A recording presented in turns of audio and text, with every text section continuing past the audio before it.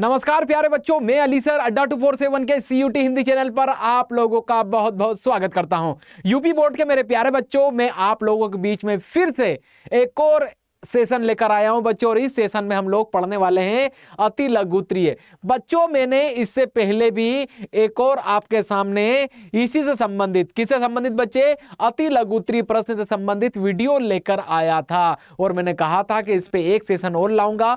बस इन 2 सेशन को देख लेना, ठीक है। 20 क्वेश्चन पहले किए थे, 20 क्वेश्चन आज कर रहे हैं, ठीक है बच्चे। आप लोगों का पूरा अति लघुत्रीय वाली जो समस्या थी ये क्या हो जाएगी बच्चे, इन 40 क्वेश्चन में समाप्त। सिर्फ ये 40 क्वेश्चन ही आप लोगों को करना है। देखना खूब क्वेश्चन आएंगे बच्चे यहां से, तो आप लोग अति लघुत्रीय पे फोकस कर लें अच्छा सा, ठीक है। क्योंकि कितने क्वेश्चन आने हैं, तो 5 क्वेश्चन मिनिमम, तो 5 मात्र 40 पढ़ के मिल जाए तो इससे अच्छा कुछ हो सकता है क्या बच्चों? तो नहीं हो सकता। तो चलिए आइए क्वेश्चन लेते हैं, ज्यादा देर नहीं करते हुए बात करेंगे बच्चे। पहला क्वेश्चन, ठीक है, अति लघुत्रीय। इससे पहले जो आज वाला सेशन देख रहे हैं वो इससे पहले वाला भी पार्ट देखो, ठीक है। टोटल 2 सेशन में मैंने 20-20 करके, ठीक है, आपके लिए 40 इंपॉर्टेंट अति लघुत्रीय क्वेश्चन निकाले हैं बच्चे, उसको आप लोग देखना बिल्कुल भी ना भूलें। चलिए आइए चर्चा भी करते रहते हैं, देख लूं कितने लोग जुड़ चुके हैं।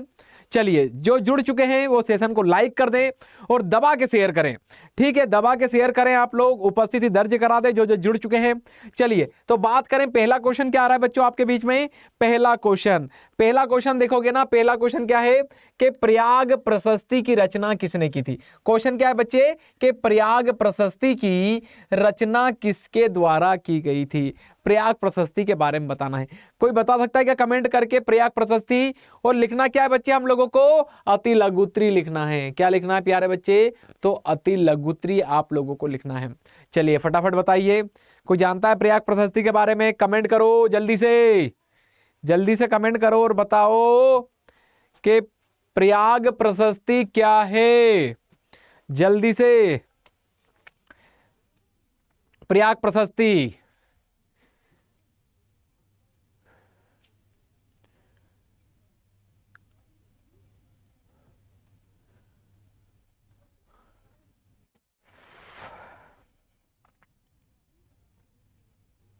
कमेंट आने लगे हैं। वेरी गुड,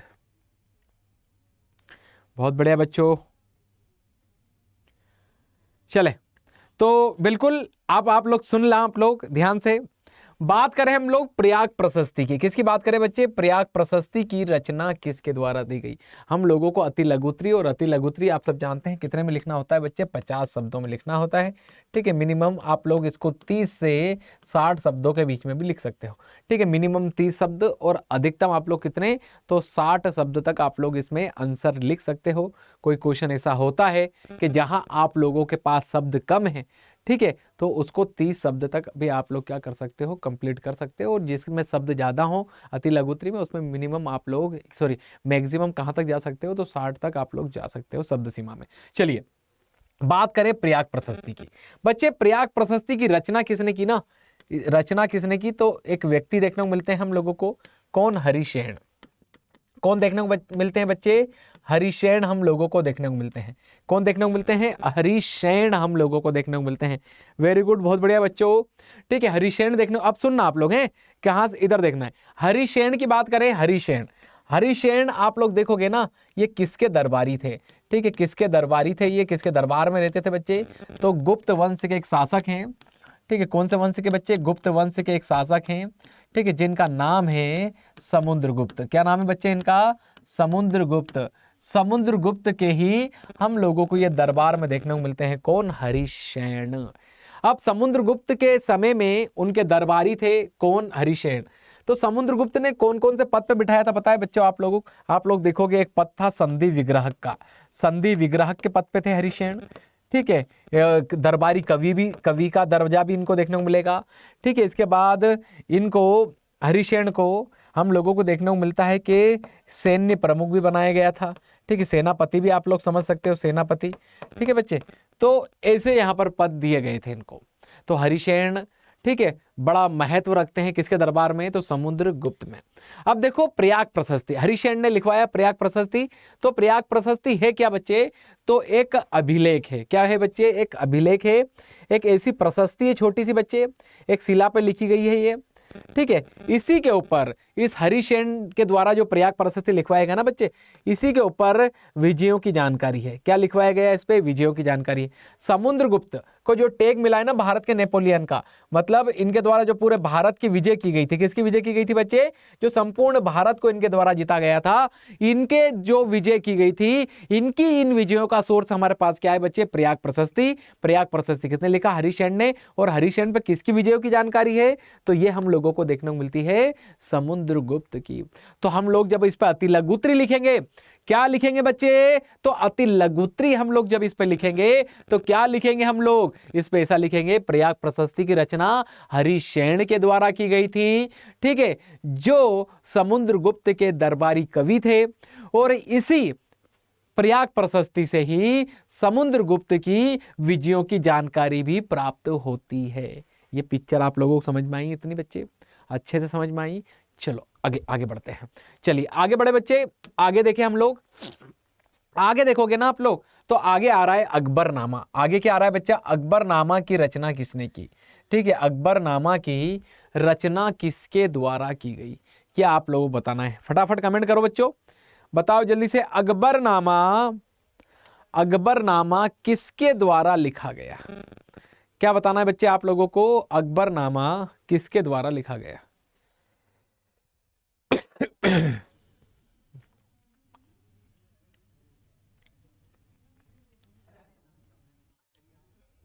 फटाफट कमेंट करो बच्चों, अकबरनामा किसके द्वारा लिखा गया, ठीक है। चलिए आने लगे हैं कमेंट, गुड, बहुत बढ़िया बच्चे, वेरी गुड।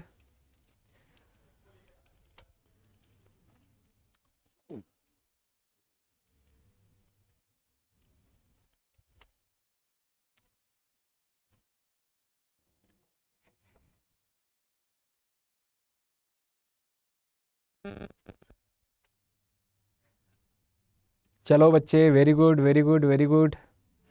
चलो बच्चों बात करें हम लोग अकबरनामा। अब इस पे आप लोगों को क्या लिखना है, अति लघुत्री लिखना है। क्या लिखना है बच्चे, अति लघुत्री लिखना है। बच्चे बात करें अकबरनामा किसके द्वारा लिखा गया है, तो अबुल फजल के द्वारा। किसके द्वारा लिखा गया है बच्चे, अबुल फजल के द्वारा लिखा गया है। अबुल फजल के द्वारा इसको लिखा गया है। अबुल फजल के द्वारा अकबरनामा की क्या की गई बच्चे, रचना की गई है, ठीक है, इतना समझ में आया। अब बात आती है अबुल फजल कौन है बच्चे, अबुल फजल किसके दरबारी देखने को मिलते हैं हम लोगों को, ये दरबारी देखने को मिलते हैं हम लोगों को अकबर के। अकबर की बात करें, बादशाह अकबर का नाम सुनाया है आप लोगों ने, अकबर के दरबारी थे और अकबर के 9 रत्नों में से एक थे। कितने रत्नों में से एक थे बच्चे, तो 9 रत्नों में से एक थे। और अकबर के प्रमुख सलाहकार भी थे। क्या थे बच्चे, अकबर के प्रमुख सलाहकार, ठीक है, सलाहकार भी हम लोगों को देखने को मिलते हैं ये, ठीक है बच्चे। कौन, तो अबुल फजल। और अबुल फजल सलाहकार थे ना बच्चे, हर सलाह अकबर किससे लेता था, तो वो लेता था किससे, तो अबुल फजल से। आप लोग देखो, अबुल फजल ही से सलाह लेता था, तो अकबर की सारी बातें किसको पता होगी, अकबर की सारी बातें, पर्सनल से पर्सनल, समझ रहे हैं ना आप लोग। किससे डिस्कस करता था वो, अबुल फजल से डिस्कस करता था। तो अबुल फजल ने ही अकबर के ऊपर क्या लिखी बच्चे, किताब लिखी, उसकी अच्छाइयाँ उसकी बुराइयाँ, और उस किताब को ही अकबरनामा, ठीक है, या हम लोग बात करें आईना अकबरी के आप नाम से आप लोग जानते हो, ठीक है। तो इस पे आप लोग अति लघुत्री लिखना हो ना, तो क्या लिखोगे बच्चे कि अकबरनामा की रचना अबुल फजल के द्वारा की गई, जो कि अकबर के 9 रत्नों में से एक माने जाते हैं। या ये ना लिखो तो ऐसा लिख देना, ये अकबर के प्रमुख सलाहकार थे, ठीक है। और अकबरनामा से अकबर के जो हम उसके चरित्र या उसके हम लोग देखें उसकी गतिविधियां या उसकी विजयों की हम लोगों को जानकर उसकी, या ऐसा लिख सकते हो आप लोग, अकबर के शासन प्रशासन संबंधी हम लोगों को जानकारी प्राप्त होती है किससे, अकबरनामा से। ये शब्द लिख देना आप लोग, ठीक है। 2 से 3 लाइन में आप लोग इसको ले जाना, आप लोगों का काम बन जाएगा। इतना हुआ बच्चे क्लियर। चलो आगे बढ़ूं, चलो अगला क्वेश्चन लेता हूं बच्चे। अगला क्वेश्चन देखो आप लोग क्या आ रहा है। अगला क्वेश्चन आ रहा है बच्चे, 1857 के विद्रोह के कोई दो कारण लिखिए। क्या बताना बच्चे आप लोगों को? 1857 के विद्रोह के कोई दो कारण आप लोगों को बताना है। किसके कारण बताना है? तो ये 1857 के विद्रोह के कारण। चलो सिर्फ दो कारण, कोई बताएगा कमेंट करके? फटाफट बताओ। ठीक है, कारण बताओ 1857 के विद्रोह के कोई दो, ढेर सारे नहीं बताना, हम लोग अति लघु उत्तरी लिख रहे हैं। ठीक है, अति लघु उत्तरी बताओ जल्दी से कमेंट करके।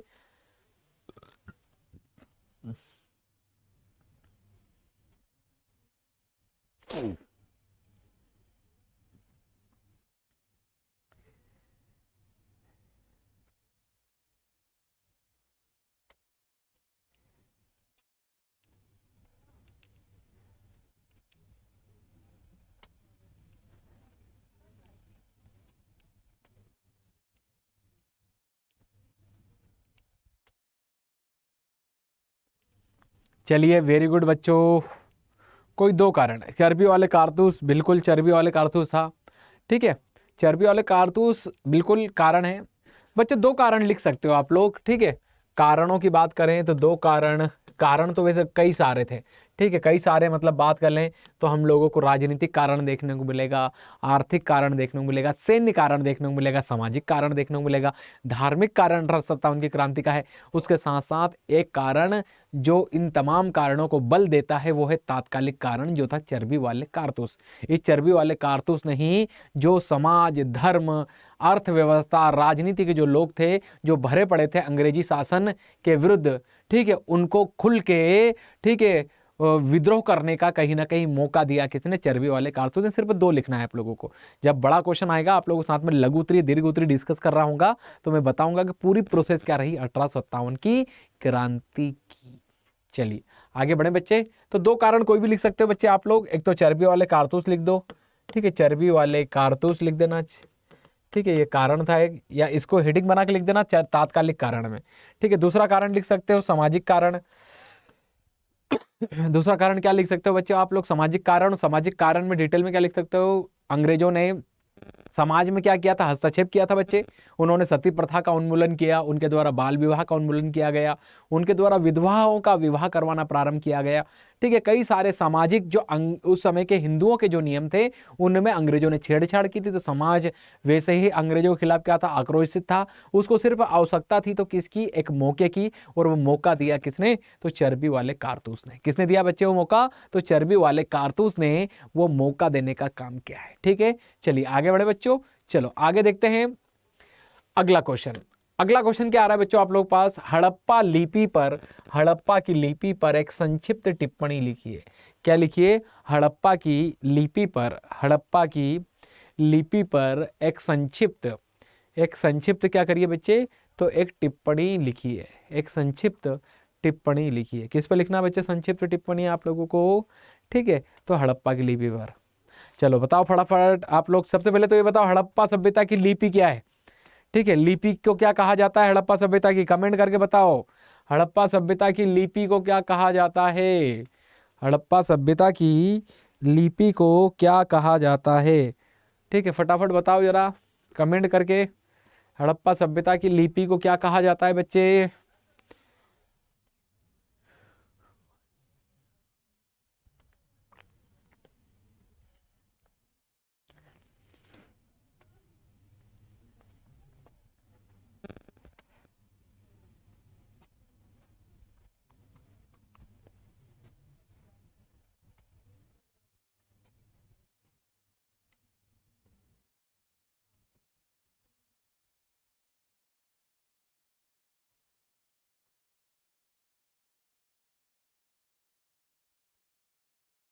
चलो वेरी गुड, भाव चित्रात्मक, बिल्कुल। चलो डिटेल में चर्चा करते हैं बच्चे फटाफट। ठीक है, अति लघुत्री पैटर्न, इतना ही शब्द बताऊंगा कि इतना आप लोग अति लघुत्री में लिख सकें। ठीक है बच्चे, बात करें हड़प्पा सभ्यता की लिपि। बच्चे लिपि कैसी है हड़प्पा सभ्यता की? ठीक है, तो यहाँ की लिपि हम लोगों को भाव चित्रात्मक देखने को मिलती है। कैसी लिपि देखने को मिलती है बच्चे हम लोगों को? यहाँ की लिपि तो भाव चित्रात्मक हम लोगों को देखने को मिलती है। अब देखो भाव चित्रात्मक इसका नाम कैसे पड़ा? क्योंकि सिंधु घाटी सभ्यता की लिपि को बच्चों हम लोग पढ़ नहीं पाए। क्या नहीं कर पाए बच्चों, हम लोग पढ़ नहीं पाए हैं। सिर्फ हम लोगों ने ये देखा है कि इस पे चित्र बने हैं। क्या बने हैं? चित्र। और कैसे बने? अच्छा, जे आकार का अक्षर बना है, वी आकार का अक्षर बना है, मछली आकार का अक्षर बना है। जब हम लोगों को ऐसे फीलिंग आ रही ना, भाव उत्पन्न हो रहे हैं कि अच्छा मछली आकार, जे आकार है, ये इस टाइप का, इस टाइप का, तो फीलिंग के कारण ही चित्र बने हैं। लेकिन कैसे बने हैं? ठीक है, तो ये ऐसी फीलिंग हमारे अंदर आ रही ना बच्चे, इसी को कहा जाता है भाव चित्रात्मक लिपि। ठीक है, उसको हम लोग पढ़ नहीं पाए हैं, और जब पढ़ लेंगे तो वास्तव में हम लोग इस सभ्यता को अच्छे से जान पाएंगे कि असल में ये चीज़ क्या थी। ठीक है, लेकिन अभी हम लोग इन चीज़ों को नहीं पढ़ पाए, तो अनुमान लगाते हैं कि यहाँ की लिपि भाव चित्रात्मक थी। बात करें फिर हड़प्पा सभ्यता की जो लिपि है बच्चे, ठीक है, इसकी लिपि को लेकर बड़ा विवाद है। ठीक है, कि ये कैसे लिखी गई है, क्योंकि ये अंदाजा लगाना बड़ा मुश्किल है बच्चे कि दाएं से लिखी गई है या बाएं से लिखी गई है। ठीक है, तो आप लोग एक शब्द ये भी लिख सकते हो इसकी लिपि के ऊपर कि जो हड़प्पा सभ्यता की लिपि है इसको लेकर बड़ा विवाद है। ठीक है, कोई इतिहासकार कहता है कि दाएं से बाएं लिखी गई है, कोई कहता है कि इसमें बाएं से दाएं।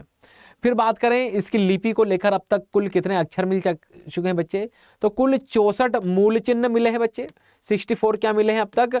मूल चिन्ह मिले हैं। व अब तक बच्चे 400 से अधिक अक्षर मिल चुके हैं, या 400 से अधिक क्या मिल चुके हैं बच्चे हम लोगों को अब तक? अक्षर मिल चुके हैं, अक्षर। ठीक है, ये हम लोगों को अक्षर देखने को मिलते हैं। 64 मूल चिन्ह मिले हैं बच्चे, और 400 से अधिक हम लोगों को क्या मिले हैं? अक्षर देखने को मिलते हैं। और जो 400 से अधिक अक्षर मिले ना बच्चे, इनमें सबसे ज़्यादा जो अक्षर मिले हैं वो कहाँ से मिले हैं बच्चे? तो ये हम लोगों को जो देखने को मिलते हैं वो देखने को मिलते हैं मोहर से।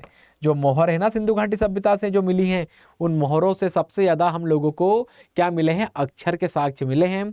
इसके बाद किसी चीज़ का स्थान आता है तो मृद भांड, मिट्टी के बर्तन। ठीक है, मृद भांड। फिर स्थान आता है मन के। ठीक है बच्चे, मन के मतलब मोती। और फिर स्थान आता है ईंट। इन चारों जगह से हम लोगों को सिंधु घाटी सभ्यता के क्या मिले हैं? हम लोगों को अक्षर देखने को मिलते हैं। ठीक है बच्चे, तो ये हम लोगों की चर्चा थी किसकी? सिंधु घाटी सभ्यता की। हड़प्पा जो लिपि हम लोगों को देखने को मिलती है उस पर इतना कंटेंट आप लोगों ने लिख दिया ना।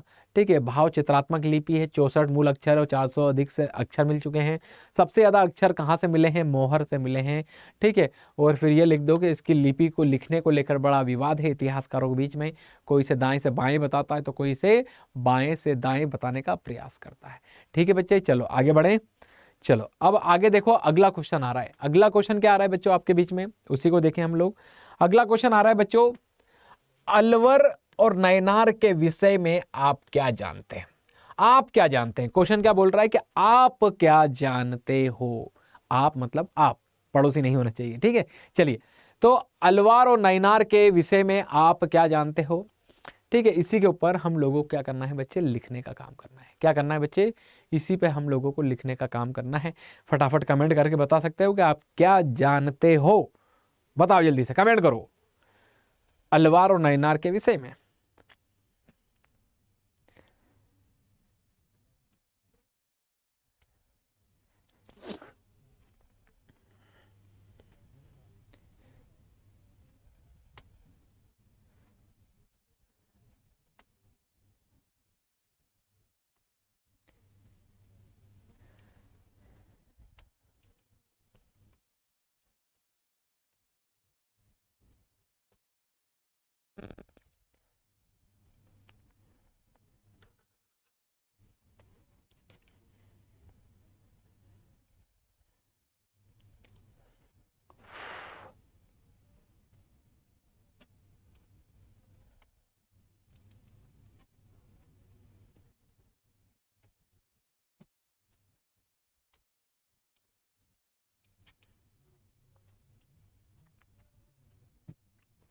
चलो चलो चलो कमेंट।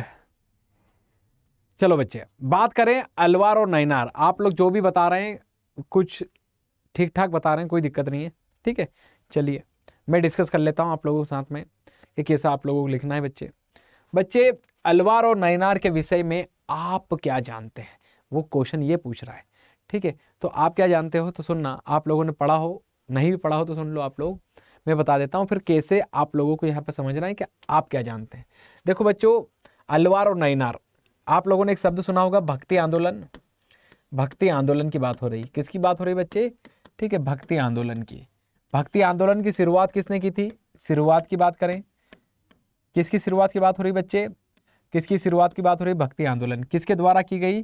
तो अलवार, ठीक है बच्चे, अलवार व नयनार संतों के द्वारा की गई थी। किसके द्वारा की गई थी बच्चे?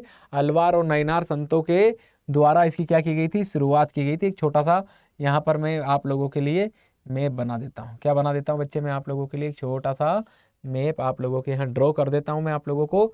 और यहाँ आप लोग देख सकते हो कि जो दक्षिण भारत है, ठीक है, इस दक्षिण भारत में ही हम लोगों को एक महाराष्ट्र, ये कर्नाटक, ये केरल, ये तमिलनाडु और ये आंध्र प्रदेश, ठीक है बच्चे। तो यहाँ तमिलनाडु में आप लोग देखोगे ना, कहाँ देखोगे बच्चे?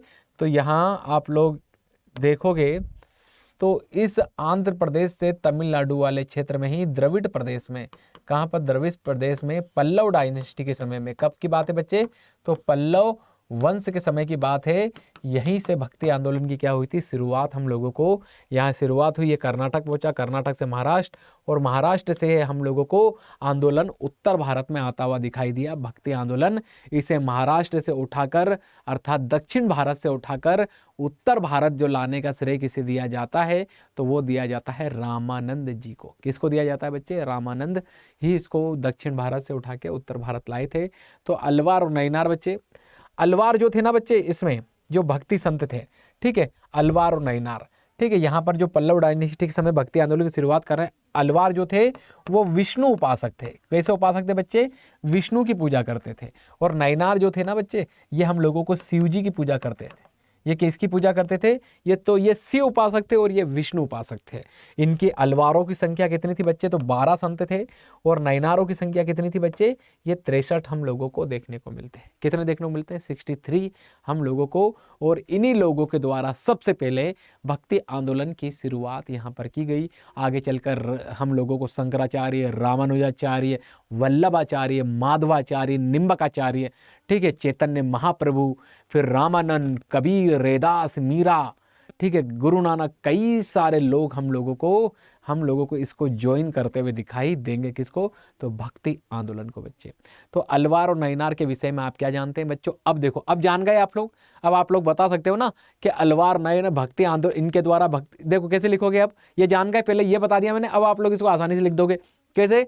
के विषय में क्या जानते हो? तो अलवार और नयनार के द्वारा ही द्रविड़ प्रदेश से या दक्षिण भारत से भक्ति आंदोलन की क्या की गई थी? शुरुआत की गई थी। अलवार वैष्णव उपासक थे, ठीक है, और इनकी संख्या कितनी थी? 12। और नयनार जो थे वो शिव उपासक थे और इनकी संख्या कितनी थी बच्चे? तो 63 हम लोगों को देखने को मिलती है।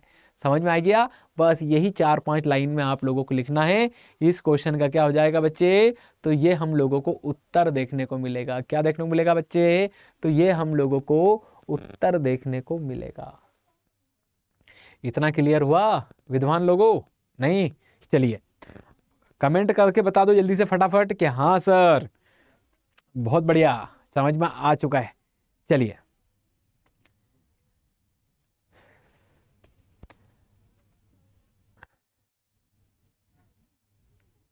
चलो अगला क्वेश्चन लूं बच्चों। अगला क्वेश्चन आ रहा है आपके बीच में। अगला क्वेश्चन क्या आ रहा है आपके बीच में? देखो जल्दी से।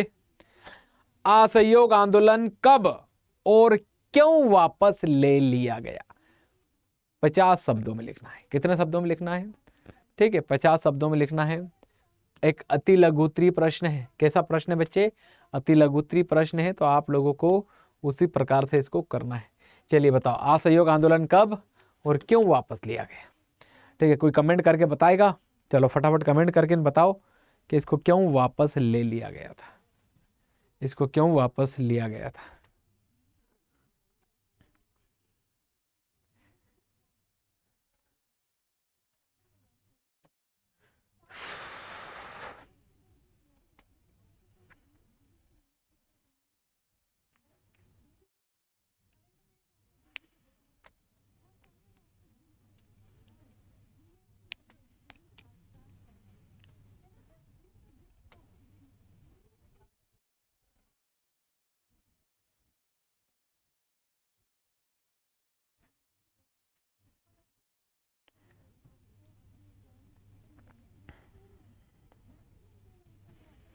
चलिए वेरी गुड, वेरी गुड। चलिए चलो बच्चों, अब मैं बता देता हूं आप लोगों को, ठीक है, असहयोग आंदोलन कब और क्यों वापस लिया गया।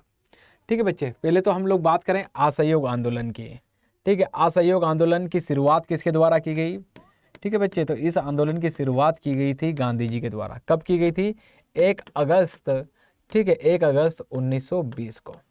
ठीक है, आंदोलन कब और क्यों लिया गया, तो कब, तो इसका आंसर यही है बच्चे। ठीक है, 1 अगस्त 1920 को गांधी जी के द्वारा असहयोग आंदोलन की क्या की गई थी, शुरुआत की गई थी। लेकिन मैं आप लोगों को कुछ कारण डिस्कस कर लूँ कि इसके कारण क्या थे, क्यों हुआ था असहयोग आंदोलन।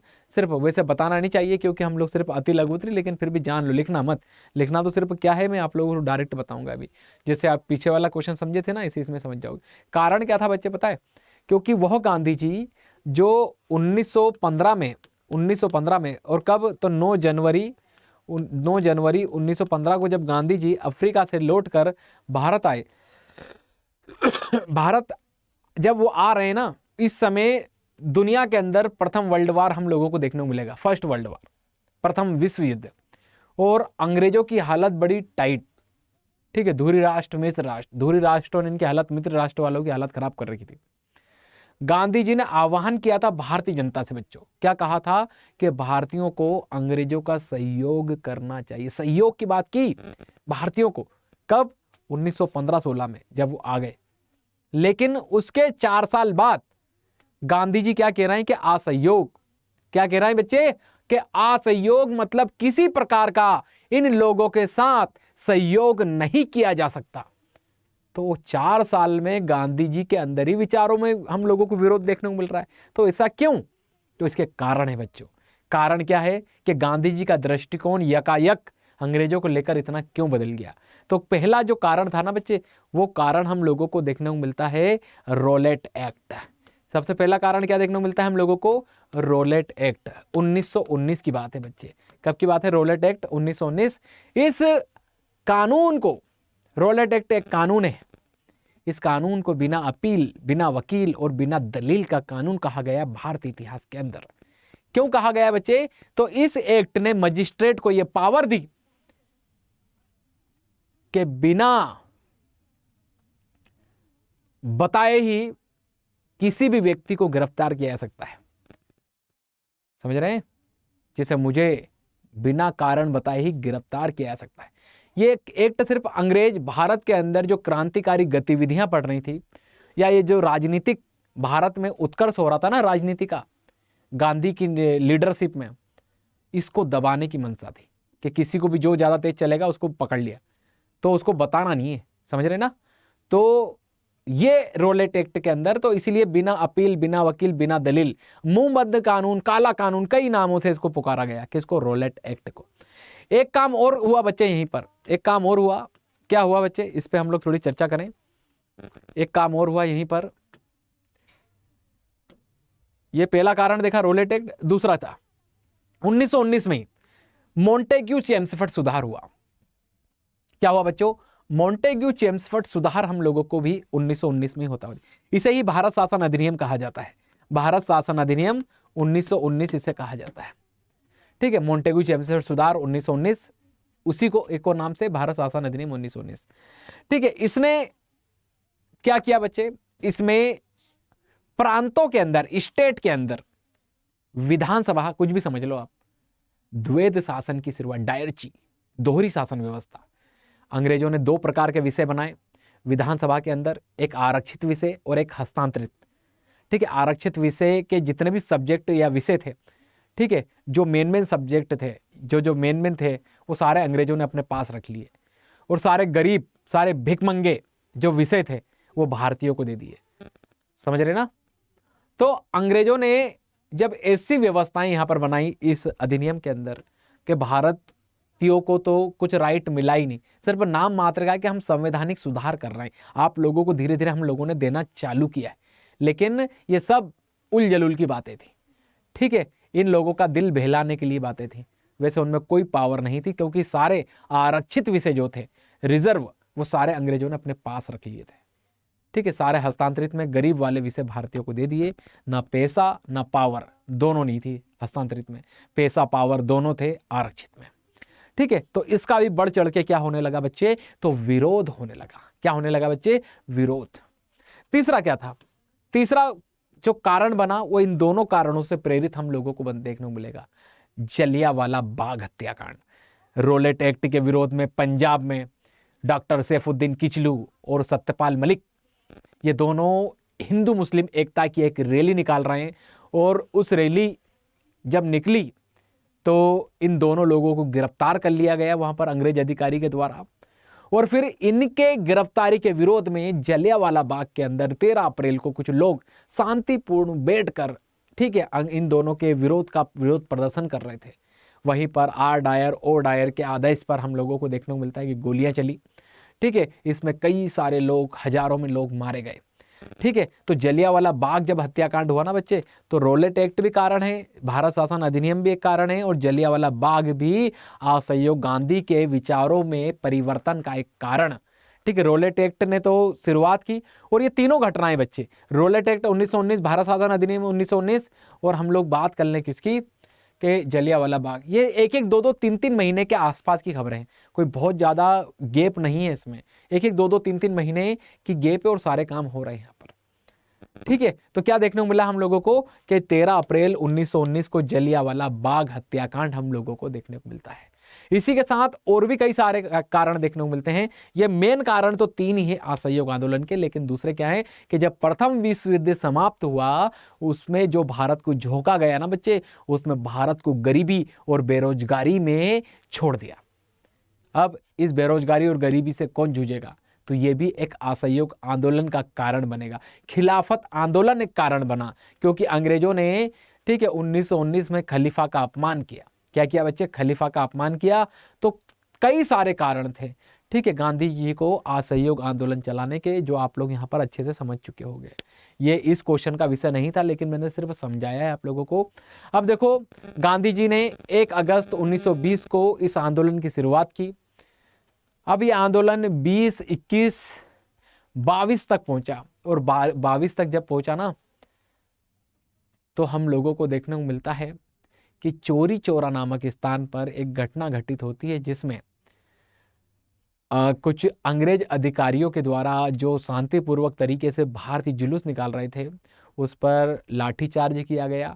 और उसी लाठीचार्ज के विरोध में फिर उन जिन पर लाठियां चलाई गई थी, उन अंग्रेज अधिकारियों के द्वारा, सैनिकों के द्वारा, पुलिस वालों के द्वारा, उसी के विरोध में फिर जिन जनता पे उन्होंने लाठीचार्ज किया था, उस जनता ने थाने में आग लगा दी। चौरी चौरा, चौरी चौरा जगह कहाँ पर थी, उत्तर प्रदेश के गोरखपुर में।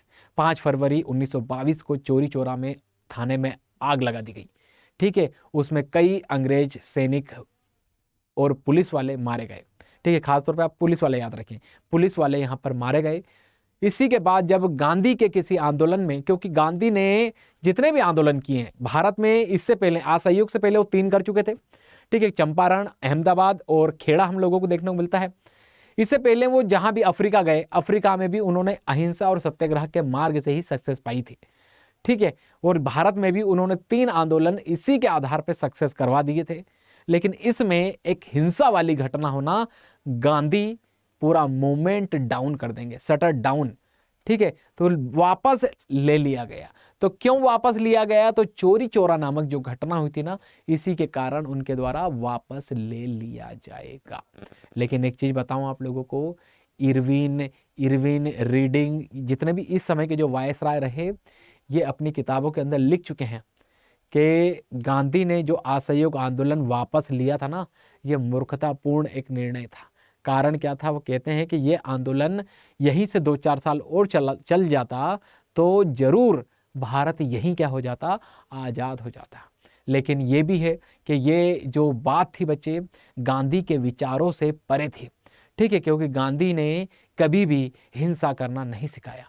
ठीक है, चलिए आगे बात करें हम लोग।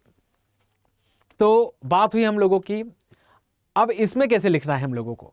ठीक है बच्चे, असहयोग आंदोलन कब और क्यों वापस लिया गया, तो सिर्फ इतना लिखना है कि गांधी जी के द्वारा 1 अगस्त 1920 को असहयोग आंदोलन की क्या की गई थी, शुरुआत की गई थी बच्चे। और चौरी चौरा नामक स्थान पर एक हम लोगों को एक कुछ जनता के द्वारा थाने को जला दिए जाने के कारण गांधी जी के द्वारा इस आंदोलन को क्या ले लिया गया था, वापस ले लिया गया था। ठीक है बच्चे, चलिए इतनी हम लोगों की इसमें बात हुई है। चलो आगे बढ़े। अगला क्वेश्चन क्या आ रहा है आपके बीच में? अगला क्वेश्चन देखो आप लोग, अगला क्वेश्चन देखो प्यारे बच्चों। अगला क्वेश्चन आ रहा है, उत्तर वैदिक कालीन धर्म की 2 विशेषताओं का वर्णन कीजिए। ठीक है, उत्तर वैदिक कालीन धर्म की 2 विशेषताओं का वर्णन। धर्म की 2 विशेषताएं बताना है। कब की बच्चे? उत्तर वैदिक काल की। फटाफट कमेंट करके बता दो आप लोग, फटाफट कमेंट करो बच्चों और बताओ जल्दी से कि क्या विशेषताएं उत्तर वैदिक काल की, उत्तर वैदिक काल की 2 विशेषताएं बताओ जल्दी से।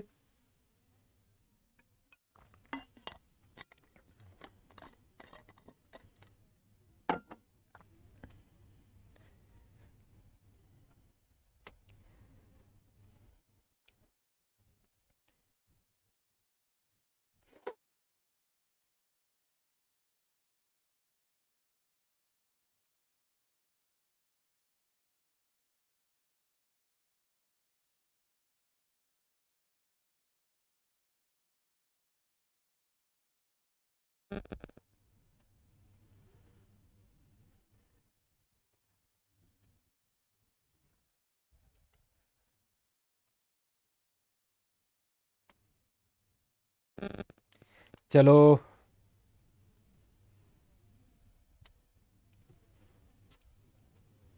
चलो चलो चलो चलो बच्चों, ठीक है बच्चे, बात करें हम लोग उत्तर वैदिक कालीन धर्म की 2 विशेषताओं का क्या कीजिए आप लोग, वर्णन कीजिए। सुनना आप लोग बच्चे, वैसे आप लोग बता दूं मैं कि वैदिक सभ्यता है बच्चे, कौन सी सभ्यता है? वैदिक सभ्यता। वैदिक सभ्यता का विभाजन 2 भागों में है। कितने भागों में बच्चे? तो 2 भागों में है। ठीक है, एक पूर्व वैदिक काल, ठीक है बच्चे, पूर्व वैदिक काल, और एक हम लोगों को देखने को मिलता है उत्तर वैदिक काल।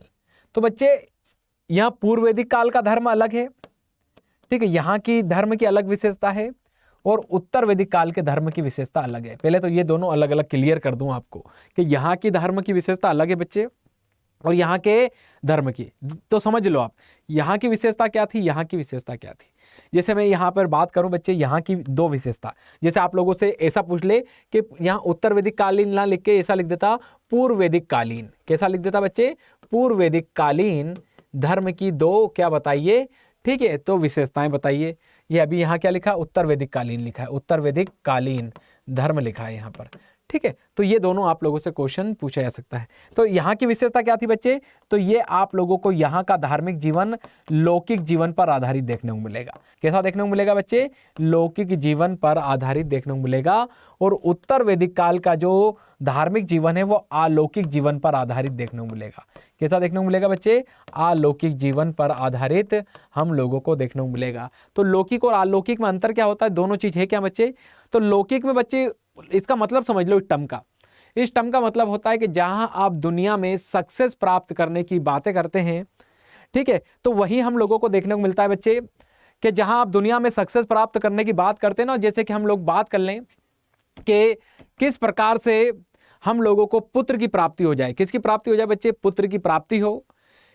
इसके बाद हमारे यहाँ पर हमारे अनाज में वृद्धि हो, ठीक है, हमें एग्जाम हमारे निकल जाए, हम यूपी बोर्ड के एग्जाम निकाल लें। जब आप भगवान से ऐसी चीजें मांगते हो ना, ठीक है, या मुझे एप्पल का फोन मिल जाए, ओडी मिल जाए, ठीक है, जब दुनिया में ही आप लोग सक्सेस और आप लोग मांगते हो, ऐसा नहीं है, तो आप जो दुनिया में ये जितनी भी चीजें मांगते हैं आप लोग, ठीक है, ईश्वर से, तो बच्चे ये जो सारी चीजें आती हैं वो अलौकिक जीवन में आती हैं, ठीक है। वहीं आप लोग देखो कि हमारे घर में एक ऐसे भी लोग होते हैं जो ये क्या मांगते हैं दिन भर कि हे ईश्वर, हे राम, हे कृष्णा, तेरे चरणों में स्थान देना, ठीक है।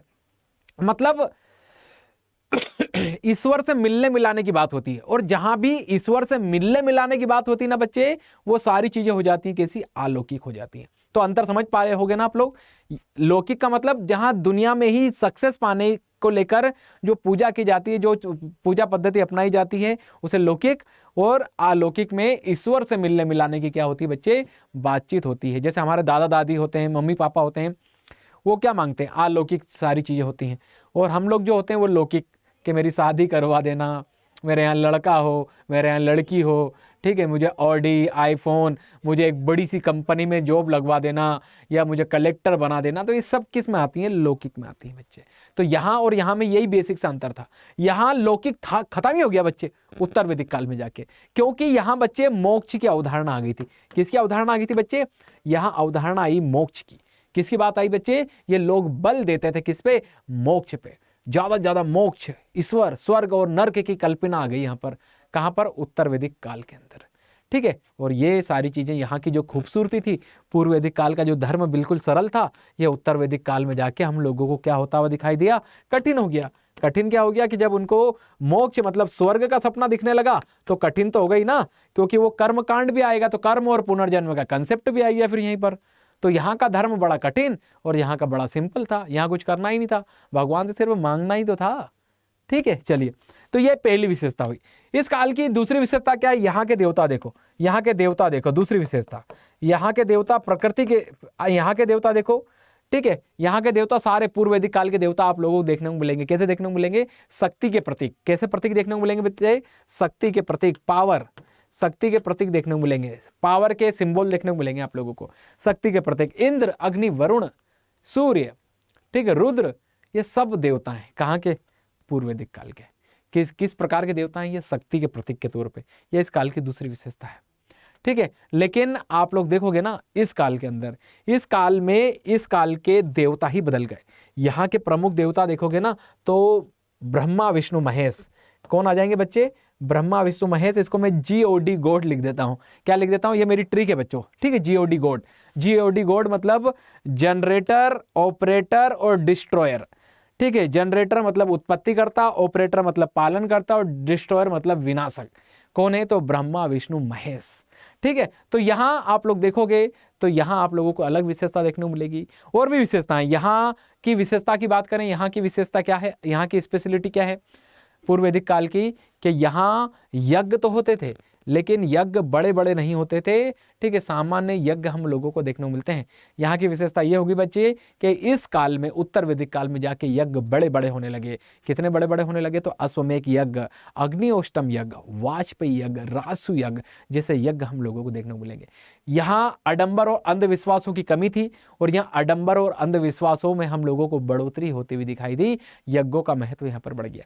आई होप आप लोगों को ये वाला क्वेश्चन बड़ा अच्छे से समझ में आया होगा। फटाफट कमेंट कर दो इस बात पे, फटाफट कमेंट करके आप बताओ कि सर हम बहुत अच्छे तरीके से इसको जान गए हैं, ठीक है। बताओ जल्दी से कि हाँ सर हम इसको बहुत अच्छे तरीके से, बहुत बहुत बहुत अच्छे तरीके से हम लोग क्या कर गए हैं, इसको अच्छे से जान गए हैं। फटाफट बताओ बच्चों, जल्दी से बता दो कि हाँ सर हम इसको बहुत अच्छे तरीके से जान गए हैं। आप आगे बढ़ जाओ, ठीक है।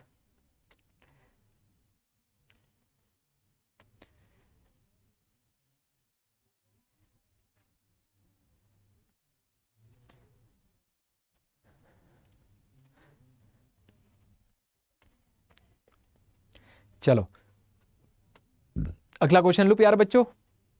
चलो अगला क्वेश्चन देखो, विजयनगर साम्राज्य की स्थापना किसने और कब की थी? क्वेश्चन क्या है बच्चे?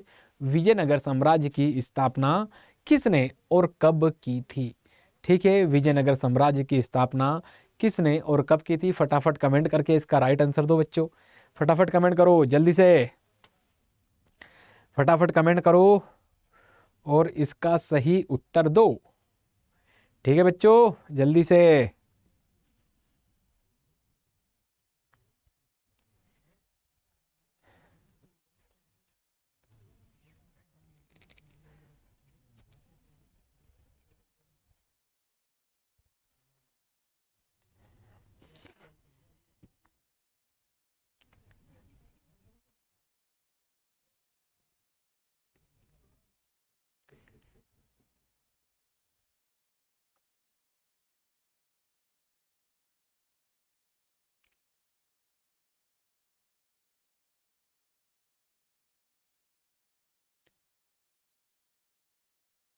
चलिए चलिए, वेरी गुड, बहुत बढ़िया बच्चों। बिल्कुल, विजयनगर साम्राज्य की जो स्थापना की गई थी बच्चे, विजयनगर साम्राज्य की जो स्थापना की गई थी बच्चे, वो किसके द्वारा की गई थी विजयनगर साम्राज्य की स्थापना? तो 1336 में, ठीक है, की स्थापना 1336 में किसके द्वारा की गई थी बच्चे? तो हरिहर व बुक्का के द्वारा की गई थी। किसके द्वारा की गई थी बच्चे? हरिहर और बुक्का के द्वारा की गई थी। यही इसमें आप लोगों को लिखना है। क्या लिखना है? लाइन सुनना। विजयनगर साम्राज्य की स्थापना 1336 में हरिहर व बुक्का के द्वारा की गई थी। इसमें यही तो पूछा, स्थापना किसने और कब? किसने तो कौन बच्चे? हरिहर और बुक्का। और कब? तो 1336 में हम लोगों को देखने को मिलता है। ठीक है बच्चे, चलिए, इतना समझ में आया प्यारे बच्चों?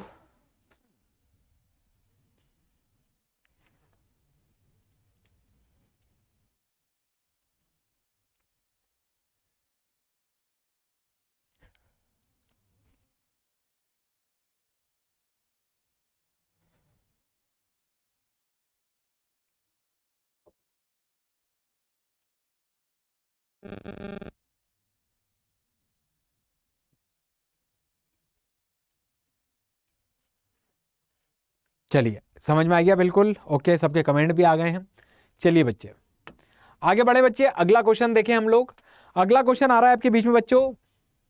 भारतीय पुरातत्व का जनक किसे कहा जाता है? और वह भारतीय पुरातत्व सर्वेक्षण के जर्नल कब बने थे? मतलब डायरेक्टर कब बने थे? ठीक है, महानिदेशक कब बने थे? ठीक है, क्वेश्चन क्या है? भारतीय पुरातत्व का जनक किसे कहा जाता है और वह भारतीय पुरातत्व सर्वेक्षण के जनरल कब बने थे? फटाफट कमेंट करो, इसका सही उत्तर क्या होगा बच्चे? फटाफट कमेंट करो प्यारे बच्चों, जल्दी से कमेंट करो और बताओ मुझे कि इसका सही उत्तर क्या होगा। कमेंट करो और बताओ जल्दी से, कमेंट करो और बताओ बच्चों जल्दी से कि इसका सही उत्तर क्या होगा।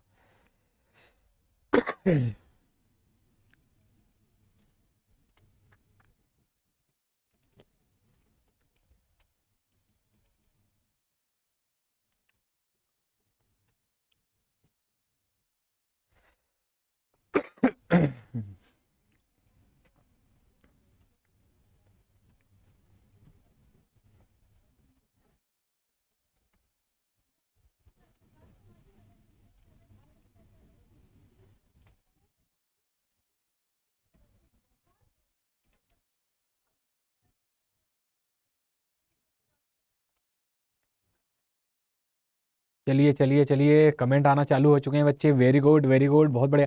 चलिए बच्चों, मैं बताता हूं अब आप लोगों को। भारतीय पुरातत्व का जनक किसे कहा जाता है? तो अलेक्जेंडर कनिंघम। ठीक है बच्चे, किसे कहा जाता है? अलेक्जेंडर कनिंघम को कहा जाता है। किसे कहा जाता है? अलेक्जेंडर कनिंघम को कहा जाता है। किसका? भारतीय पुरातत्व का जनक। ठीक है, इसी को आप लोग जनरली बच्चे ASI बोलते हैं। किसको? तो आप लोग भारतीय पुरातत्व सर्वेक्षण, आर्कियोलॉजिकल सर्वे ऑफ इंडिया इसको कहा जाता है। इसके बनने के पीछे की एक अच्छी सी मजेदार स्टोरी है बच्चे। क्या स्टोरी है? तो सुनना, थोड़ा सा आप लोग बता दूं, नॉलेज होना चाहिए हम लोगों को। बच्चे देखो, हुआ क्या 1856 में। कब की बात करें हम लोग? वैसे आप सब जानते हैं 1853 का दौर।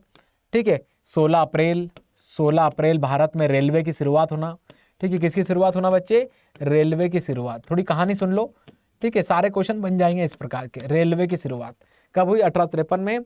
और रेलवे की शुरुआत हुई ना बच्चे, तो 1856 में जो रेलवे के प्रमुख इंजीनियर थे, भारत में रेलवे ट्रैक बिछाने का जो काम कर रहे थे ना, वो कौन कर रहे थे? Alexander Cunningham. ये रेलवे के इंजीनियर थे और इनका पेशा ही मुख्य इंजीनियर था। ठीक है, तो यहां तक का जो सफर रहा इनका कैसे रहा, उसी को मैं बता रहा हूं। 1853 में रेलवे की शुरुआत। 1856 में क्या हुआ बच्चे? अलेक्जेंडर इसके क्या थे बच्चे? अलेक्जेंडर कनिंघम इसके प्रमुख थे।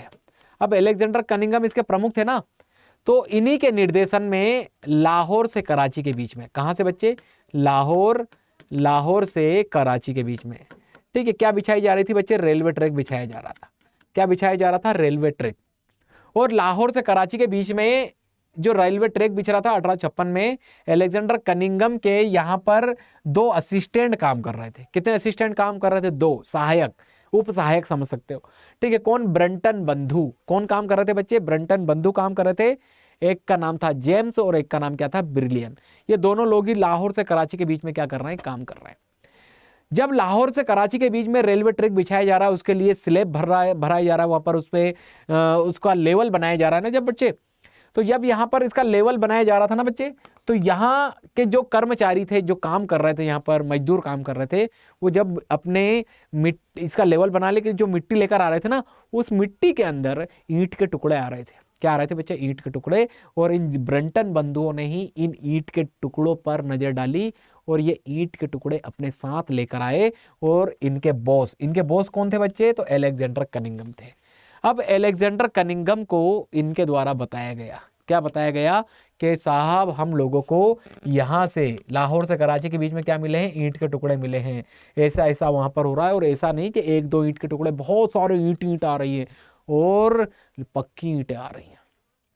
अब अलेक्जेंडर कनिंघम इन ईंटों को लेकर उस समय 1856 में नए नए गवर्नर जनरल बनकर आए थे। कौन? तो लॉर्ड कैनिंग। ठीक है बच्चे, लॉर्ड कैनिंग के पास गए। कौन? किसके पास गए बच्चे? ये अलेक्जेंडर कनिंघम लॉर्ड कैनिंग के पास गए। लॉर्ड कैनिंग नवनियुक्त थे इस समय में। ठीक है, लॉर्ड डलहौजी गए थे 1856 में और लॉर्ड कैनिंग नियुक्त होकर आए थे। अब लॉर्ड कैनिंग से जाके मिले अलेक्जेंडर कनिंघम, उनको बताया कि क्यों ना आप एक क्या बनाओ, भारत में ASI बनाओ या भारतीय पुरातत्व सर्वेक्षण का गठन करो। ठीक है, और उसी के माध्यम से भारत में, क्योंकि ये नई बात नहीं थी बच्चे, यहाँ पर इससे पहले भी भारत के उत्तर पश्चिमी क्षेत्र में जहाँ सिंधु घाटी सभ्यता है वर्तमान में, वहाँ पहले भी कई बार ईंट के टुकड़े ऐसे आ चुके थे।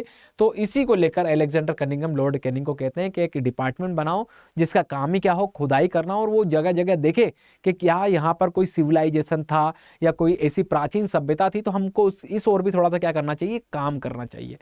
अब क्योंकि सलाह दी थी अलेक्जेंडर कनिंघम ने किसको, और लेकिन सलाह थी, बनाने का काम किसके पास था? गवर्नर जनरल के पास, लॉर्ड कैनिंग के पास। उसने कहा ठीक है करते हैं। किसने कहा ऐसा? लॉर्ड कैनिंग ने। करता बंदा। लेकिन बच्चे हुआ क्या? अगले साल 1857 की क्रांति हो गई। अगले साल क्या हो गई? 1857 की क्रांति। और सारे अंग्रेज अधिकारी और गवर्नर जनरल का पूरा फोकस जो विद्रोही थे, ठीक है, चाहे वो कानपुर से हो, चाहे यहाँ से हो, वहाँ से हो, इन सारे विद्रोहियों को दबाने में लगा रहे। 1857, 1858, 1859 इन 3 सालों में अंग्रेजों के द्वारा इस पूरे मूवमेंट को क्या कर दिया गया बच्चे? दबा दिया गया। और फिर से अंग्रेज जो थे वो सुप्रीम पावर बनते हुए दिखाई दिए भारत के। अब हुआ क्या बच्चे आगे चलकर कि एक दौर आया 1861 का। ठीक है, कौन सा दौर आया? 1861 का, जब वापस से भारत में ब्रिटिश शासन अपनी पटरी पर आ चुका था 1857 की क्रांति के बाद। अब क्योंकि इस समय लॉर्ड कैनिंग अब क्या बन चुके थे 1861 में बच्चे? अब ये वायसराय बन चुके थे लॉर्ड कैनिंग। अब लॉर्ड कैनिंग ने क्या किया 1861 में बच्चे? 1861 में लॉर्ड कैनिंग ने जो सलाह अलेक्जेंडर कनिंघम ने 1856 में दी थी लॉर्ड कैनिंग को, उस सलाह को यहां पर स्वीकार कर लिया गया।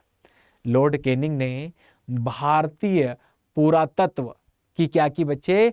स्थापना। क्योंकि पावर तो उसी के पास थी ना, कैनिंग के पास। 1861 में भारतीय ASI बना दिया। क्या कर दिया बच्चे? ASI का गठन कर दिया। आर्कियोलॉजिकल सर्वे ऑफ इंडिया हम लोगों को बनता हुआ दिखाई दिया। और ये ASI बना ना, तो इसकी स्थापना का श्रेय किसको जाता है? लॉर्ड कैनिंग को। लेकिन स्थापना का श्रेय इसको जाएगा क्योंकि इसके पास पावर थी। लेकिन बात ये कहें हम लोग कि इसका जनक, फादर के थ्योरी किसने दी थी कि इस प्रकार का डिपार्टमेंट बनाओ? तो अलेक्जेंडर कनिंघम ने। इसीलिए तो जनक मतलब जन्म देने वाला। तो इस ASI को जन्म, ये शब्द निकाले किसने अपने मुंह से? तो अलेक्जेंडर कनिंघम ने निकाले। समझ में आ गई स्टोरी? दिमाग में बिठा लेना, क्वेश्चन आते हैं एग्जाम के अंदर। बताओ जल्दी से कमेंट करके कि हाँ सर, बड़ा तगड़े तरीके से बता दिया आपने। क्या बता दिया? अच्छे से बता दिया है, कमेंट करके बता दो। ठीक है, चलिए। तो ASI बना हम लोगों का 1861 में लॉर्ड कैनिंग के द्वारा। ठीक है, बनाया गया। इसका श्रेय जाता है अलेक्जेंडर कनिंघम को। और एक चीज सुनना, 1861 में ASI बना रहे ना लॉर्ड कैनिंग, तो क्या कह रहे हैं वो अलेक्जेंडर कनिंघम को? अलेक्जेंडर कनिंघम को कह रहे हैं भैया तुमने ही तो सलाह दी थी बनाने की, बना दिया, अब आओ सीट पे भी बैठो, प्रथम महानिदेशक भी तुम्हें ही बनाया जाता है। इसीलिए देखो क्वेश्चन 3 इसमें क्या लिखोगे आप लोग? अति लघु उत्तरी में भारतीय पुरातत्व का जनक किसे कहा जाता है? अलेक्जेंडर कनिंघम को कहा जाता है। और अलेक्जेंडर कनिंघम भारतीय पुरातत्व सर्वेक्षण के जो जनरल या महानिदेशक 1861 में बने थे। कब बने थे? 1861 में बने थे। समझ में आया कैसे लिखना है बच्चे इसको? ठीक है, समझ गए अच्छे से। ठीक है, स्टोरी में बताया है आप लोगों को, इसको एक बार पीछे जाना, ठीक है, और फिर से एक बार सुनना, और फिर इसको अति लघु उत्तरी में लिख डालना। कमेंट करके बता दो आप लोग कि हाँ सर अच्छे से समझ में आ चुका है। मैंने बता भी दिया इसको लिखना कैसे है। ठीक है, चलो अगला क्वेश्चन लो बच्चे। चलो अगला क्वेश्चन आ रहा है प्यारे बच्चों आपके बीच में। अगला क्वेश्चन क्या आ रहा है आपके बीच में बच्चों? 1857 के विद्रोह के किन्हीं दो प्रमुख केंद्रों तथा उनके नेताओं का क्या कीजिए, नाम लिखिए। 1857 के विद्रोह के किन्हीं दो प्रमुख केंद्रों तथा उनके नेताओं का नाम लिखिए। देखो एक चीज फिर से सुनना आप लोग बच्चों, ये मैं जो मॉडल आप लोगों के लिए निकाल के लाया हूं, या जो अति लघुत्तरीय निकाल के लाया हूं बच्चों, ये सब आप लोगों की एग्जाम में कई बार रिपीटेड है। ठीक है, और कुछ और एक्स्ट्रा ऐड किए गए हैं, तो इनको हल्के में बिल्कुल ना लें आप लोग। ठीक है, ठीक है, वेरी गुड वेरी गुड। चलिए बताएं इसका आंसर क्या होगा बच्चे? 1857 के विद्रोह के किन्हीं दो प्रमुख केंद्रों तथा उनके नेताओं के नाम बता सकते हो कोई? क्योंकि बहुत सारे केंद्र थे, अलग अलग लोग अलग अलग लिखेंगे, फिर भी बताओ तो, कुछ तो बताओ, कमेंट करो फटाफट।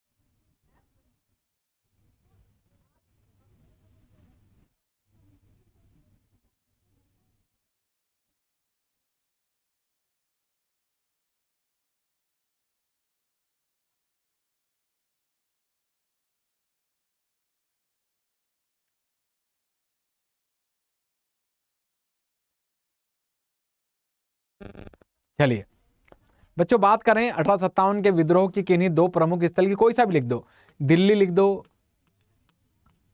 मेरे पास तो बहुत सारे हैं, कानपुर, झांसी,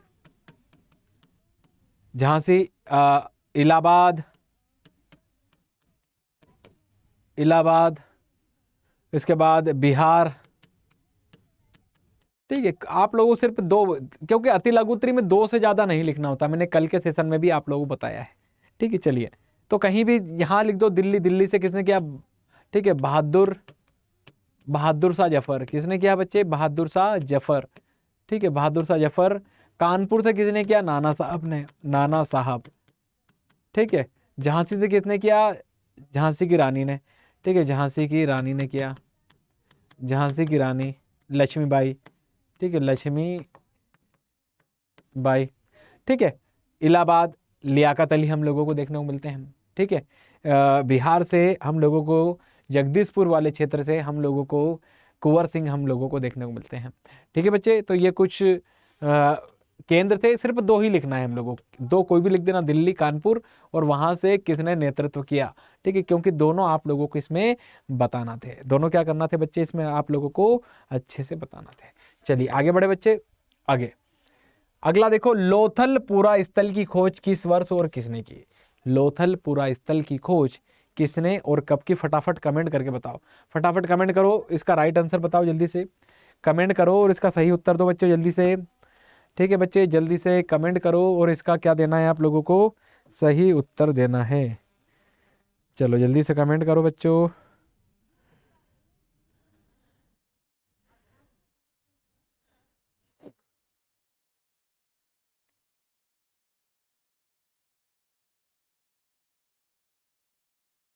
बताओ जल्दी से बच्चों।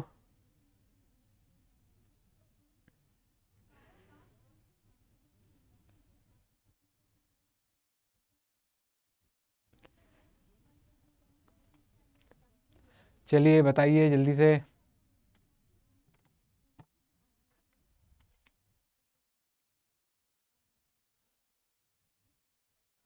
ठीक है ठीक है ठीक है, बिल्कुल बच्चे,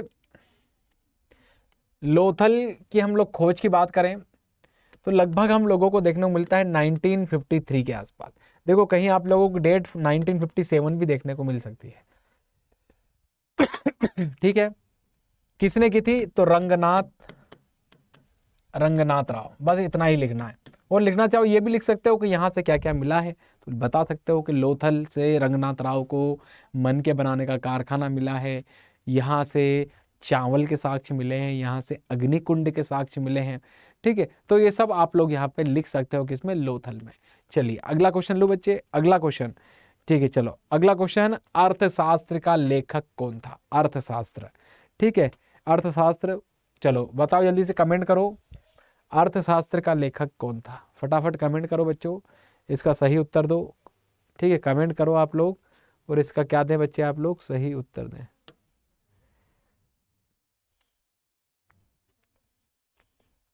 कमेंट करो बच्चों और फटाफट क्या दो? इसका सही उत्तर दो आप लोग।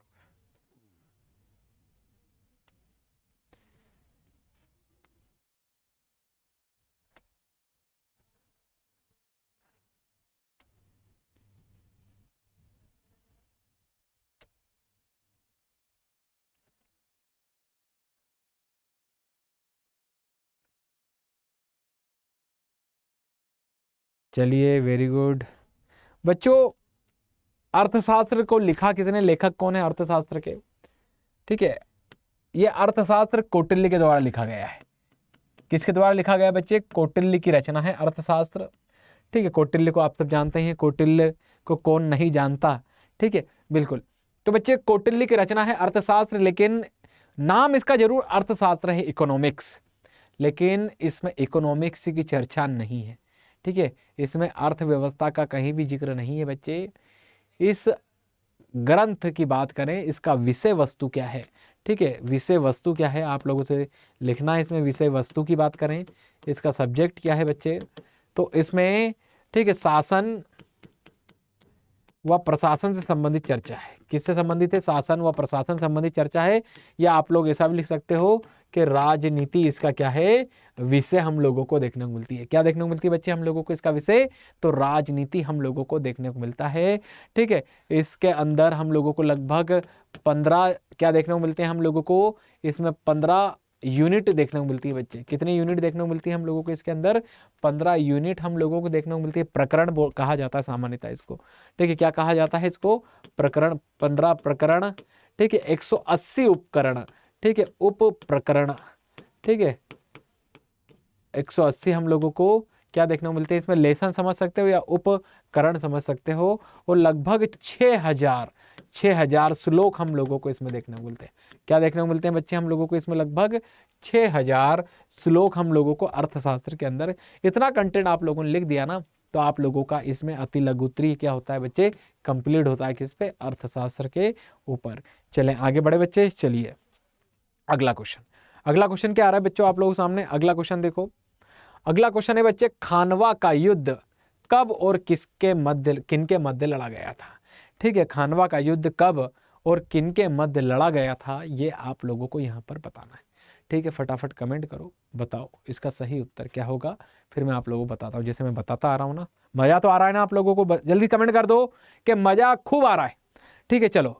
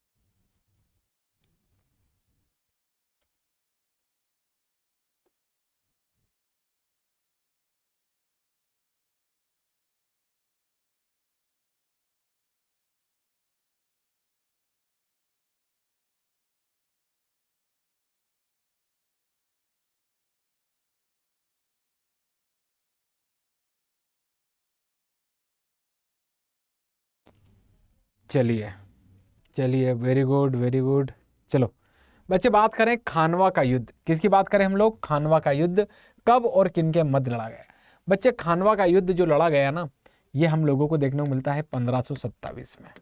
ठीक है, कब देखने को मिलता है बच्चे हम लोगों को 15, और इसकी तारीख बता दूं 17 जनवरी। कब लड़ा गया बच्चे ये 17 जनवरी, ठीक है 1527 को ये लड़ा गया था।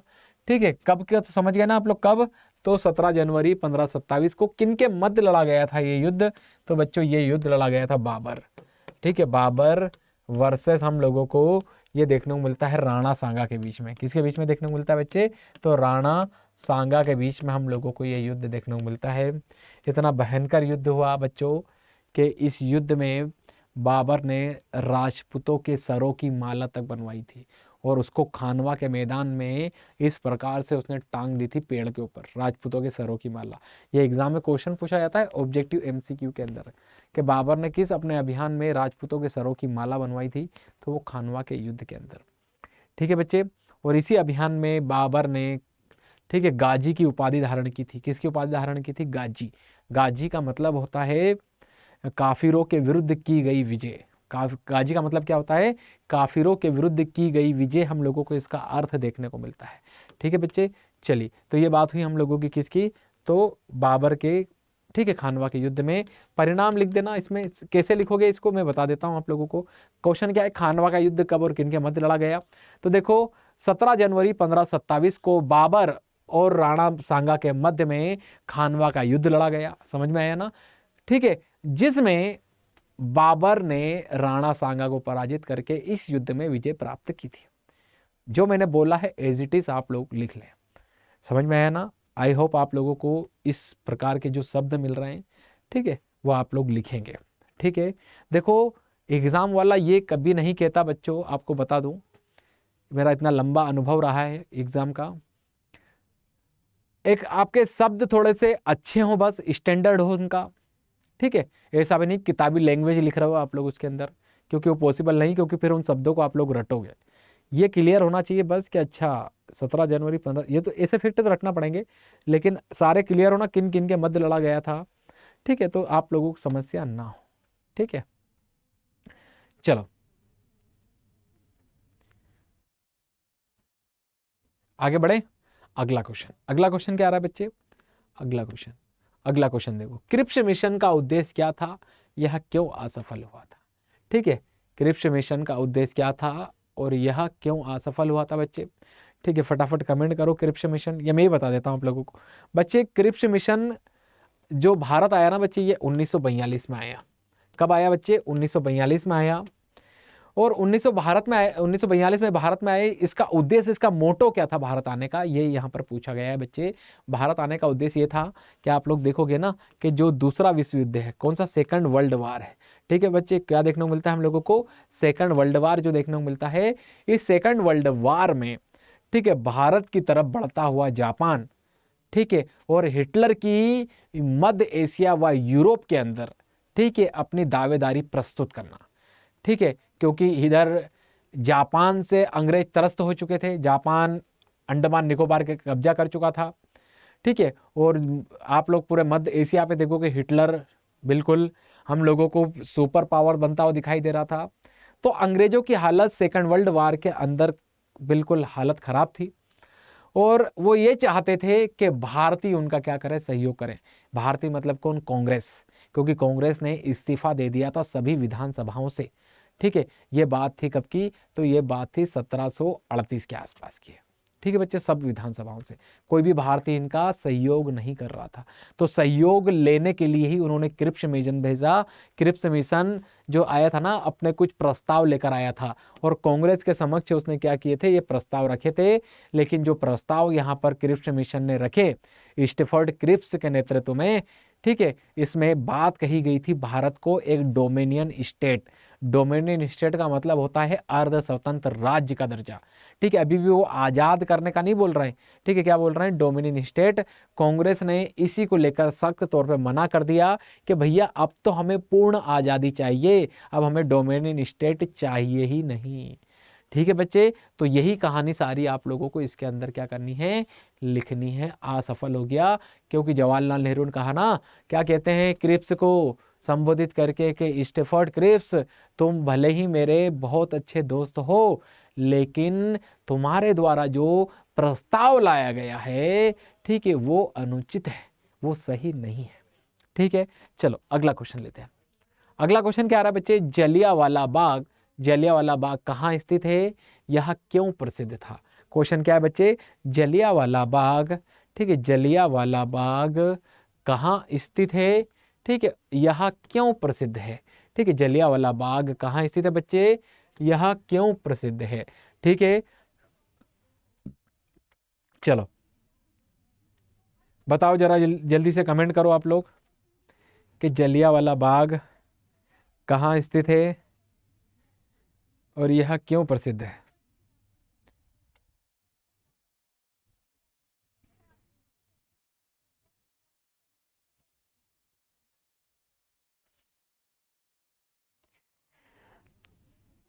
जल्दी से बताओ, कमेंट करो।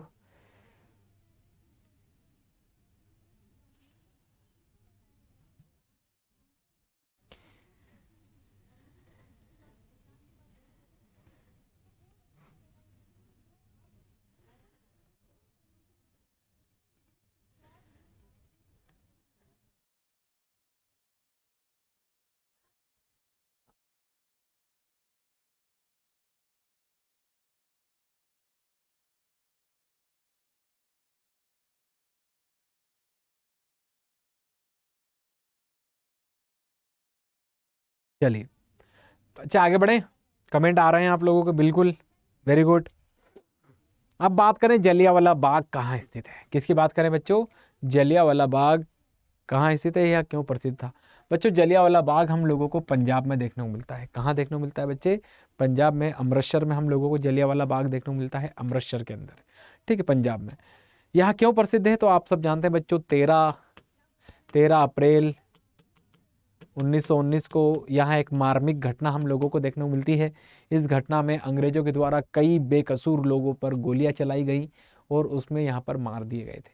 तो यही लिखना है, दो तो टर्म लिखी है बच्चे, क्यों प्रसिद्ध है तो वहाँ पर अंग्रेजों के द्वारा जो मार्मिक हत्याकांड किया गया था, ठीक है, इसी के लिए प्रसिद्ध है। गोलियां कब की घटना की बात है, ये 13 अप्रैल 1919, इसी को बना के आप लोगों को लिखना है।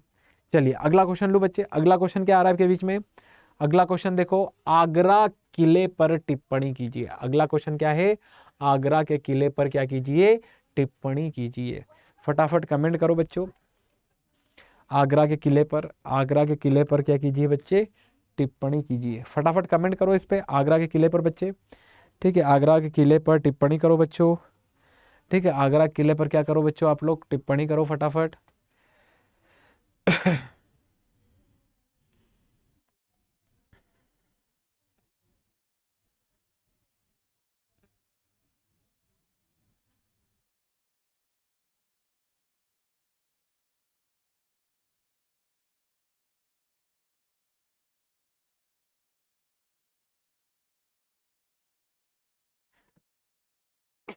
चलिए बात करें आगरा के किले की बच्चे। ठीक है, बिल्कुल आपके कमेंट जो आ रहे हैं बिल्कुल ठीक है। चलिए इधर देखो आप लोग ध्यान से बच्चे, आगरा किला हम लोगों को देखने को मिलता है कि 1573 में मुगल बादशाह अकबर के द्वारा निर्मित है।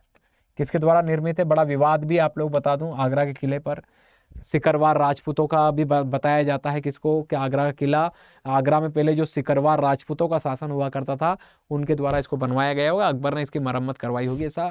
लेकिन आप लोग मुगल स्थापत्य कला में देखते हो तो वो अपना दावा करते हैं किस पे, कि हम लोगों ने इसको 1573 में बनवाया था, अकबर के द्वारा इसको बनवाया गया था। ठीक है, अब आगरा के किले में अकबर ने क्या क्या बनवाया, जो किला बनवाया था ना बच्चे, किला, इस किले के अंदर अकबर ने क्या क्या बनवाया, तो इसके अंदर उसने जहांगीर महल बनवाया, उसने दीवाने आम, दीवाने खास जैसे कई सारी इमारतों का अकबर के द्वारा क्या किया गया था, निर्माण किया गया था। तो आगरा के किले पे ये लिखना है आप लोगों को कि मुगल बादशाह अकबर के द्वारा 1573 में आगरा के किले का निर्माण करवाया गया था। इसके अंदर अकबर ने जहांगीर महल, इसके बाद दीवाने आम, दीवाने खास जैसे कई स्थापत्य कला के नमूने भी निर्मित करवाए थे। यही आप लोगों को यहाँ पर इस प्रकार के शब्दों का प्रयोग करके लिखना है। ठीक है, चलिए आगे बढ़े। अगला क्वेश्चन क्या आ रहा है बच्चों आपके बीच में, अगला क्वेश्चन देखो, अगला क्वेश्चन देखो, लॉर्ड कॉर्नवालिस कौन था और उसके बारे में बताइए। ठीक है, क्या बताना है आप लोगों को, लॉर्ड कॉर्नवालिस कौन था उसके बारे में बताइए। फटाफट कमेंट करो बच्चों, कमेंट करो और बताओ जल्दी से लॉर्ड कॉर्नवालिस कौन था। ठीक है, बताओ जल्दी से लॉर्ड कॉर्नवालिस कौन था। ठीक है, बताओ जल्दी से बच्चों।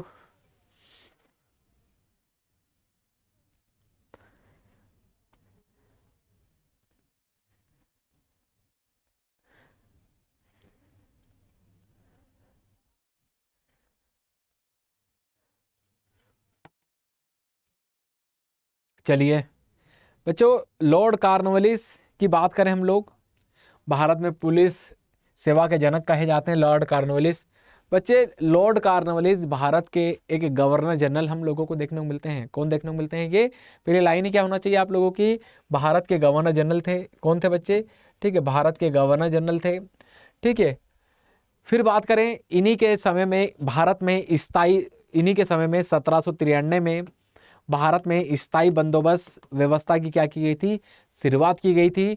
और ये भी बताना है कि 1783 में, सॉरी 1785 में लॉर्ड कॉर्नवालिस जब गवर्नर जनरल नहीं बने थे, उससे पहले जो अमेरिका की जो हम लोगों को देखने को मिलता है कि जो स्वतंत्रता की लड़ाई थी, उसमें ये अंग्रेजों की सेना की ओर से भी वहां पर ये भाग ले चुके थे। ठीक है, वहां पर भी इन लोगों ने काम किया था लॉर्ड कॉर्नवालिस ने। ठीक है, तो चलो ये बात थी लॉर्ड कॉर्नवालिस की। ठीक है, चलिए आगे बढ़े बच्चे। अब एक चीज और बता दूं, लॉर्ड कॉर्नवालिस का मकबरा भारत में ही है। ठीक है, कहाँ है, तो आप लोगों को ये सर्च करना है कि लॉर्ड कॉर्नवालिस का मकबरा कहाँ पर है। ठीक है, चलिए आगे अगला क्वेश्चन देखें बच्चे। अगला क्वेश्चन क्या आ रहा है बच्चे आप लोगों के बीच में, अगला क्वेश्चन आ रहा है 1857 के विद्रोह के समय दिल्ली को प्रमुख केंद्र माना गया क्यों। ठीक है, बताओ जल्दी से, 1857 के विद्रोह के समय दिल्ली को प्रमुख केंद्र माना गया क्यों। ठीक है, बताओ जल्दी से, क्यों माना गया दिल्ली को 1857 की क्रांति की केंद्र का प्रमुख। फटाफट कमेंट करो बच्चों, बताओ जल्दी से, जल्दी से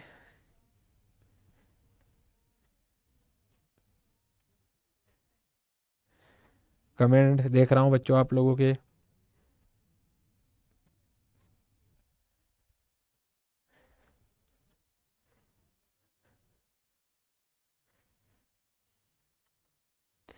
चलिए, 1857 के विद्रोह के समय दिल्ली को प्रमुख केंद्र क्यों माना गया है बच्चे, तो देखो ना कि अभी भी जो मुगल बादशाह, बिल्कुल कमेंट कर रहे हैं आप लोग। ठीक है, चलिए, तो बच्चों अभी भी जो मुगल बादशाह थे उनके अंदर जो भारतीय जनता थी उनका विश्वास बना होना। ठीक है, और तो और चलो, तो जनता की बात थी, पहला तो कारण आप लोगों को ये लिखना है कि अभी भी भारतीय जनता, ठीक है, उसका विश्वास कहीं ना कहीं बहादुर शाह, मतलब जो दिल्ली के जो हम लोगों को बादशाह देखने को मिलते हैं मुगल बादशाह, उनके अंदर अभी भी उनका विश्वास था। दूसरी चीज, और तो और मेरठ के जो सैनिक थे, ठीक है, वो और कुछ अन्य सैनिक भी, ठीक है, कहीं ना कहीं बहादुर शाह के नेतृत्व में ही 1857 की जो क्रांति थी इसको क्या करना चाहते थे, लीड करना चाहते थे। ठीक है, बढ़ाना चाहते थे आगे। ठीक है, चलिए, तो ये दो कारण आप लोग लिख सकते हो। ठीक है, यहाँ पर चलिए अब आगे बढ़त करें।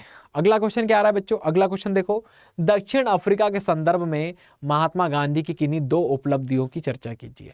दक्षिण अफ्रीका के संदर्भ में, किसके संदर्भ में बात करना है, दक्षिण अफ्रीका के बारे में महात्मा गांधी की किन्हीं दो उपलब्धियों के बारे में आप लोगों को चर्चा करना है। बता सकता है कोई कि गांधी जी की क्या उपलब्धि रही बच्चों। ठीक है, गांधी जी की क्या उपलब्धियां रही, फटाफट कमेंट करो प्यारे बच्चों, फटाफट कमेंट करो। ठीक है, फटाफट कमेंट करो बच्चों, बताओ जल्दी से।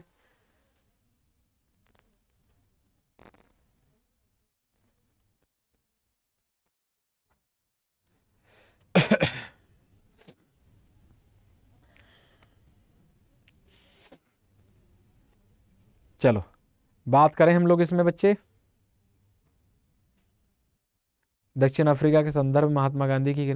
बच्चों दक्षिण अफ्रीका में गांधी जी ने कौन कौन सी उपलब्धियां हासिल की, तो बच्चों गांधी जी ने वहां पर सत्य व अहिंसा के माध्यम से सक्सेस प्राप्त की।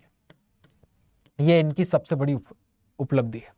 किसके मार्ग पर चलते हुए, सत्य और अहिंसा। सबसे पहले उन्होंने अफ्रीका में प्रयोग किया था सत्य और अहिंसा का।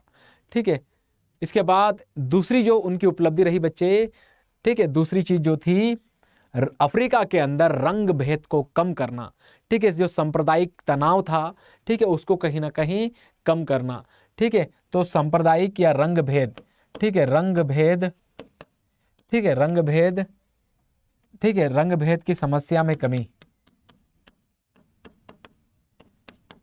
ठीक है। ये दो चीज आप लोग इसमें लिख सकते हो, ठीक है, किसमें, तो दक्षिण अफ्रीका के संदर्भ महात्मा गांधी की किन्हीं दो उपलब्धियों पर, ठीक है।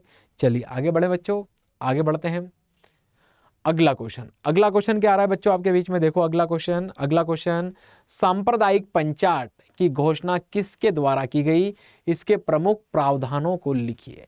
सांप्रदायिक पंचायत, ठीक है, क्या था, इसकी घोषणा किसके द्वारा की गई, इसके प्रमुख प्रावधानों को लिखिए। तो फटाफट आप लोग इसके संदर्भ में क्या करेंगे बच्चे, तो कमेंट करो फटाफट और जल्दी से मुझे बता दो कि क्या था।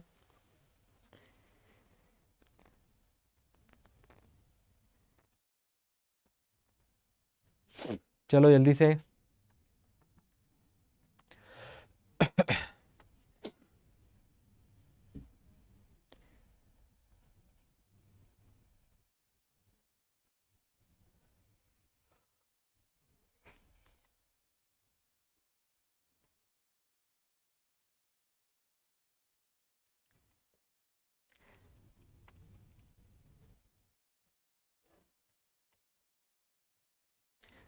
चलिए वेरी गुड, आ रहे हैं आप लोगों को कमेंट। अब सुनना आप लोग हैं, करते हैं आप लोग कमेंट, मैं भी देख रहा हूं बच्चों। सांप्रदायिक जो पंचायत था ना, इसकी जो घोषणा की गई थी वो किसके द्वारा की गई थी, पहले तो ये बता दूं, 16 अगस्त 1932 की बात है बच्चे। कब की बात है ये, 16 अगस्त 1932 की बात है। ब्रिटेन के प्रधानमंत्री थे बच्चे, ब्रिटिश प्रधानमंत्री थे कौन, रेमजे मैकडोनाल्ड, ठीक है बच्चे, रेमजे मैकडोनाल्ड। इन्हीं के द्वारा सांप्रदायिक पंचायत की घोषणा की गई थी 16 अगस्त। इसमें क्या किया गया था ना बच्चे, इस घोषणा के अंदर, किसके, इस घोषणा के अंदर रेमजे मैकडोनाल्ड क्या कहते हैं, ठीक है, कि जो मुसलमान है, वैसे मुसलमान को तो पृथक निर्वाचन पहले ही मिल चुका था, ठीक है, 1909 में। तो मुसलमानों को पृथक निर्वाचन, उनके साथ साथ में सिख, ठीक है, ईसाई और जो यूरोपीय हैं उनको पृथक निर्वाचन क्षेत्र मिलेगा। और उनके साथ साथ दलित वर्ग को भी, किसको बच्चे, दलित वर्ग को भी पृथक निर्वाचन की व्यवस्था की जाएगी। पृथक निर्वाचन में क्या होता था, जहां पर जो दलित वर्ग होगा वहां पर सिर्फ दलित कैंडिडेट ही खड़ा होगा, ठीक है, दूसरा कैंडिडेट खड़ा ही नहीं हो सकता, ठीक है। तो इसे पृथक निर्वाचन कहा जाता है। और इस पृथक निर्वाचन की जब व्यवस्था रेमजे मैकडोनाल्ड ने ये बात कही ना इसमें, तो गांधी जी खासे नाराज हो गए, क्योंकि अंबेडकर को रेमजे मैकडोनाल्ड, ठीक है, मना चुके थे। अंबेडकर ने इस पंचायत पे हस्ताक्षर कर दिए थे, क्या कर दिए थे बच्चे, हस्ताक्षर कर दिए थे।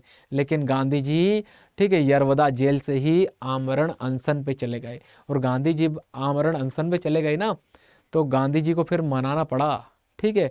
और उसी को लेकर एक समझौता होता हुआ दिखाई देगा, पूना पैक्ट, अंबेडकर और गांधी के बीच में।